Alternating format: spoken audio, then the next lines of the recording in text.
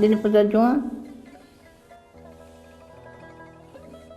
دارو بیو من کسوام. مادر همه چیزش رو برای فرزند میتید. بودش رو هستی خودش رو میتید. زن میگری تام زنتونم بتون یخل بین تو میگم من ایخلا کده نصیحت میکنم.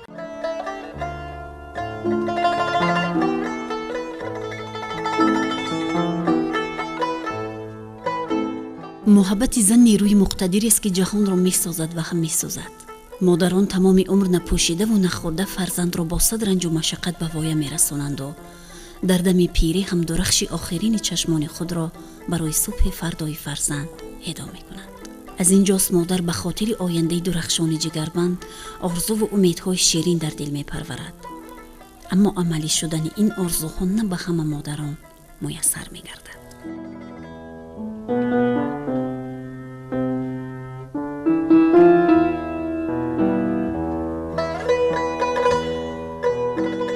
تقدیرم با اکو آدم تن میتید دی آدم چون کنی که تقدیرم تن داد میشینی کجا که باشد.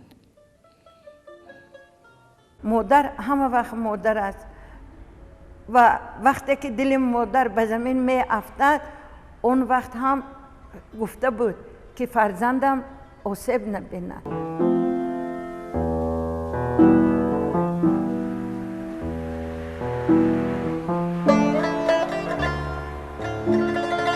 هرگاهی که وارد خانه پیرانسالان میشویم نخست سیمای مادران پیش نظر جلوه میکند.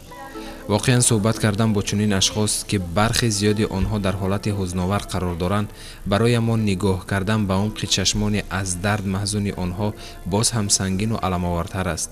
زیرا هر یکی آنها در دل دردی دارند و برای دوا بخشیدن به این درد روزنه امید میجویند.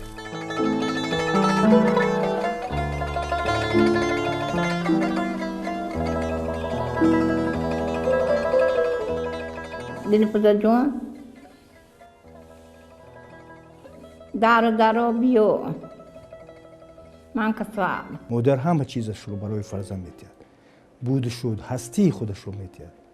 اگر فرزند به قدری می نرسد دیگر علاج نیست. فرزند دیگر از دست رفته است. درباره صحبت کردن و فرزند هم نیست. نصیبتون گوجاند باشد همونجا میرید. انا فهمیدینی؟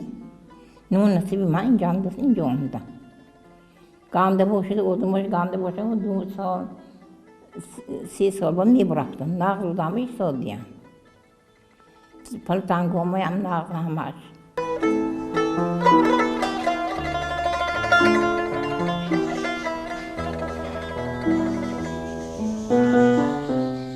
این حالت رو از نگاه زنی که پس تیریزه پریشان خاطر به سوی ما می‌نگریست مشاهده نمودیم.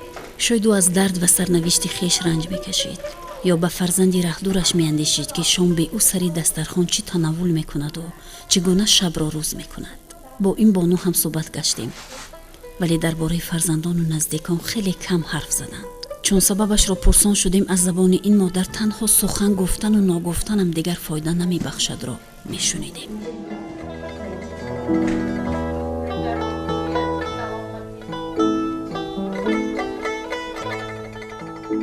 همینطور باشد که عمده نگاه کنست در کار بود. حتی یاری گفتن کنی زندگی بود که را میروند سانه خیلی من رفت خیلی می عمدگیستیم چه کنم با خودم مازم نیو 58 نفر باشد همش به 58 خلقه میزنیم وای میکنم همش به خلقش اینش به خلق و یش به خلق هر خل و یش من خاراکترش بنیاد کده تعلیم دادگی بعضی هاش بدیه وقتش به وای تعلیم دادن در کار تعلیمای ناز اخلاق کنید اخلاق ولی اما بچه‌م خودم کلان کدگی باشم میگم که بچه‌م با کلان شدی تا می وید دوی نیو کنی تو زن میگری تو زنتونم بتون یخل بین تو میگم من اخلاق کده نصیحت میکنم آدمی کلان باشد آدمی کلام یاردم تی تو یگون جنده باشی تو نم کپی نازنی تو میگم بچه‌م با عزت کنی تو میگم آدمی کلان نه عزت کنی تو آدمی کلان نه عزت میبینی تو اکو هم مدگی همشون 3 دلارم بودن یکتاشون دیروز بودن 8 ماه میگمشون مدگیشون با همشون بودن اما او رو من کنی یک تا خواه همون دی و خلاص اما مدة دور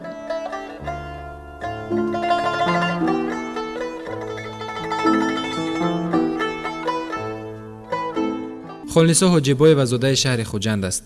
نابرابری‌های زندگی او را 5 سال قبل به خانه پیرانسالان و میوبان شهر خوجند آورده است. سن این بانوی مجروح به 75 رسیده است. طور عیان شد نامبرده سالهای جوانی از همسرش جدا می شود و همراه دخترچه‌اش دلفوزه یک جای زندگی می کنند. сабаби омаданашро холаи холнисо ба ин макон аз надоштани манзили зист арзёбӣ кард. гӯё духтараш хонаашро фурӯхтааст ва ба хориҷи кишвар рафтааст. ӯ соҳиби 2 духтарча низ будаасту онҳоро ба мактаби интернати шаҳри хуҷанд супоридааст. ин модари пир дар масири тақдир танҳо мемонад ва муддате дар хонаи хешу табор зиндагӣ мекунаду пас он онро ба ин ҷо меоранд.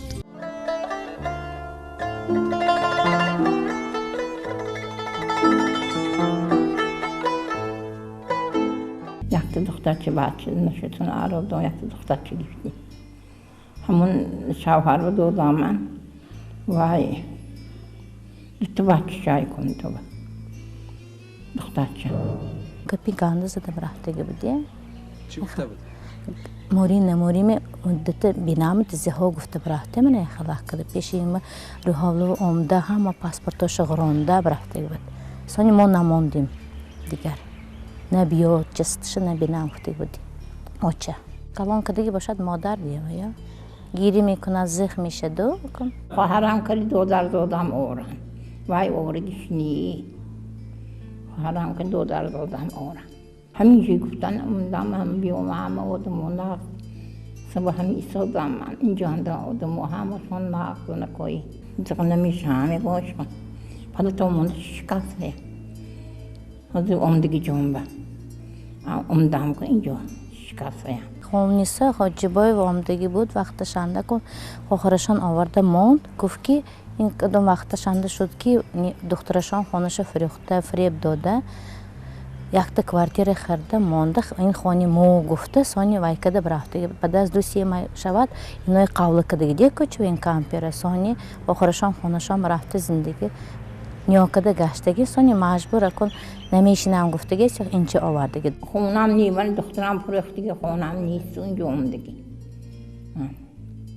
خونم و دخترم اخم فروخت اینجا اومدگی من سانی ریو خونه میخریم بولی و به خونه قیمت شده موند خونه میگیریم با خونی دودرم هم هایو تو اونجا تو اینجا وای که میگدم دیم این دکومیت در نومی من کردیم بعد دکومیت درست کرد وای کرد فروخت است من پشتگیش نیدیم من پشتم نیه همه گمی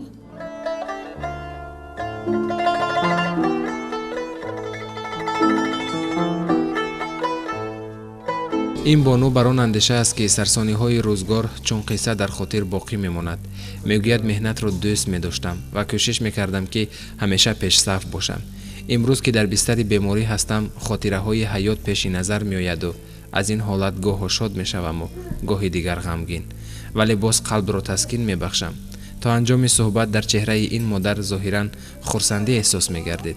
خرسندی که در آن درد جدایی و علم زندگی نهفته است. خونه خودتون باشد یک کپی و اونجا میهمونی که رفته میدونی دو این خواهر و خواهر زاده اکن اسلامیه شده آدم خودت ایوو میکنه جمعون استم که دورت نباشم میمونم ایوو همه جویم اگر دورت نباشه خونی که این دور باشد ایوو میکنی که این نشون پسرش هم با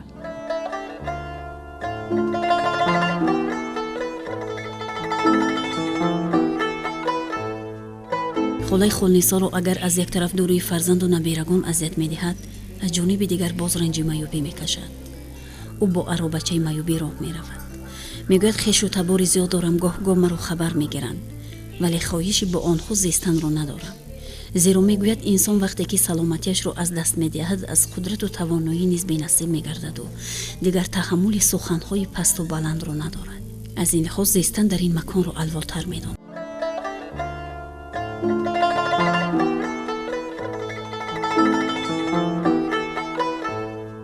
شب 2 بار گفتم من نیکوتن میرم، گفتم اینجا نقض گفتم. اینجا من بابا معقول شد، گفتم اینجا ایستادم سانه. اکن دخترشان یاد کرده میستد بیاد گفتوسیان بیاد تگم نه خانه گیرم گفتوسیان اینچی میبیاد دیگه روی خبر میگیرد سونی خیلی مکن خانه شما گرو میبرود بعضی هاشانه چغ زدم بعضی هاش اتاقاش میبیاد شیناساش میبیاد 1 هفته 2 بار به بعضی هاش خیلی که بچه هاش دوشنبه و گرو میرد گرو میبیاد کورش شب میام دیگه سیاه من چی من اونجوری که چهار کنه میشینم خودم اینجا ده پاچ که من در میکنم دو یخت خواننده باشین نغزده خواه اونجا ده من بچهش اونجا ده و خانی فریخت خیسانی چو کنم بکن حرکت نمی کند را رفتن بخیر میگویم که سکسیکی نرا روید نی پوچکام در کدوس نوزوک زونوم در کدوس میگو را نمیرد ما هر دفعه جنگ کده میستیم که کم سکسیکین جمید گفته زمستان میخلق را نرفته بزیر خوزد و از دیگر جنگ کده حرکت میکنیم که را رفته ارکگی میکند شما اولیک میگیرید تام کنید تام میگود بهادری تام میگود تلیش کنید تام میگود من خلق کده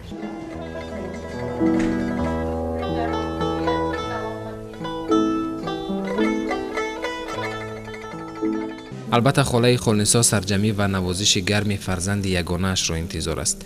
شاید دو سری مقصد دارد که مادر خویش را از راه ناامیدی به سمت آرزوهای پیری که باید در دامان عائله حلقه فرزندان و نبیرگان باقی مانده عمر را سپری نماید برگرداند.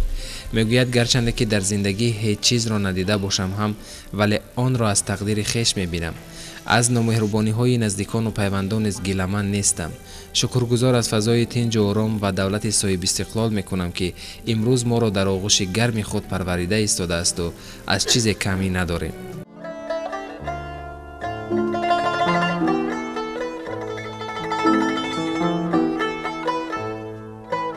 زندگیمون نقص البته اینجا هم اینجا هم نقص دنی نقص حول خونمو چیب زورانده همیشه نگوش کن از اون نمیکشیم حولویم اینجوری ما از اون نمیکشیم نگوش کن همه سیری پوری همیشه نقص نگوم رو زخ شدگیش نمیبینم لیکن خوغرش بیاد اگر زخ میشد وای میشه دو مول وقتی زخ شدگیشان ندیدیم اینایه دیگراش خیلی که بعضی هاش خیلی که گیره میکند زخ میشند آینه و نیا کد یکون تو کینو نیا کند زخ میشد بچه من جنده باشد گفته